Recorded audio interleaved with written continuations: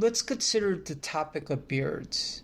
When I went to the jw.org website, it says, quote, "The Mosaic law required men to wear a beard. However, Christians are not under the Mosaic law, nor are they obligated to observe it.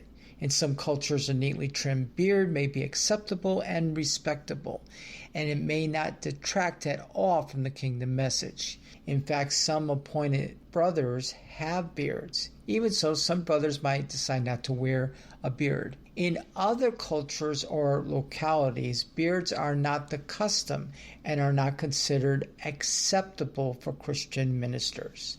In fact, having one may hinder a brother from bringing glory to God by his dress and grooming and his being irreprehensible." End quote. When looking at this issue, there are a few things to keep in mind. First of all, beards were very common in the biblical era. Under the law of Moses, there were rules concerning what was and what was not trimmed, Leviticus 19:27. However, having a beard was the norm. The Apostle Paul was more concerned in a way a woman dress than a man having a beard. 1 Timothy chapter 2 verse 9. If having a beard would be a hindrance to the kingdom message, then why did the first president of the Watchtower have a beard? Remember, Charles Russell was the first to preach the kingdom message. Though most would agree that Jesus had a beard, the question should be asked, when did beards become an issue and why? Apparently, the second president of the Watchtower did not have a beard, and in order to distance himself from Charles Russell, the very first president of the Watchtower, he chose not to have a beard. See, that is the real reason. For a German witness had asked Judge Rutherford for a new printing press. After a long silence, Judge Rutherford agreed as long as he got rid of his beard. This was in the 1920s that it became an issue. Yet, how would a beard detract from the kingdom message? Some may say, well, it is a sign of rebellion, or in certain cultures, it is something that would bring reproach. In reality, the beard has not been an issue except Jehovah's Witnesses. Going back to the quote, "and it may not distract at all from the kingdom message," end quote. But my question is how? Quote, "In other cultures or localities, beards are not the custom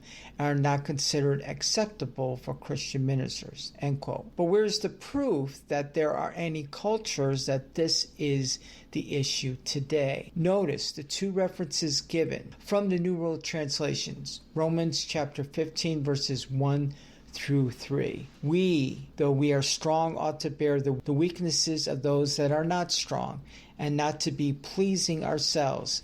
Let each of us please his neighbor for his good, to build him up. For even Christ did not please himself, but just as it is written, the reproaches of those reproaching you have fallen upon me." So how in the world does that fit in this discussion?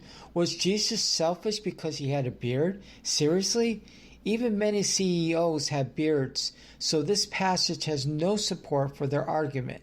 The next passage, 1 Timothy chapter 3, verses 2 and 7. "The overseer should therefore be irrepressible." The next is in verses 2 and 7. It speaks of a husband and one wife, moderate in habits, sound in mind, orderly, hospitable, qualified to teach. Moreover, he should also have a fine testimony from outsiders, so he does not fall into reproach and a snare of the devil. Could one honestly say that the Apostle Paul had beards in mind when he wrote to the churches? The real issue is that Judge Rutherford was upset that many men had beards like Charles Russell and were not clean-shaven as he was. If having a beard is a hindrance to the acceptance of the kingdom message, then is Jesus and those he ordained to blame for not addressing this issue properly? In conclusion, notice what Jesus said of John the Baptist. Check this out. "Then what did you go out to see? A prophet? Yes, I tell you, and more than a prophet. This is the one about whom it is written, I will send my messenger ahead of you, who will prepare your way before you. Truly I tell you, among those born of woman, there has not risen greater than John the Baptist. This prophet did not wear a suit and tie, and he ate locusts with wild honey, and looked like a homeless person. However, he was entrusted with the kingdom message. It is not a beard that distracts us from the kingdom message. It is the message that the Watchtower presents that is the problem.